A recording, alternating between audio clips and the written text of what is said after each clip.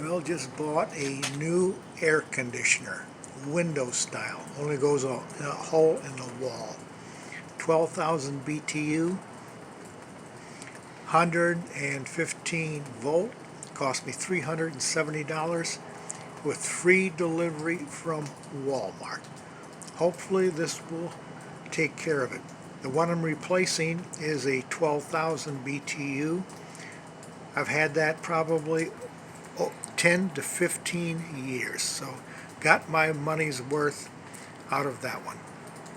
And this is Wi-Fi connected. I don't know how I'd use that, but that's good. So this one should last a long time. And if I'm not satisfied, I think I can call up and have them pick it up for free and get my money back.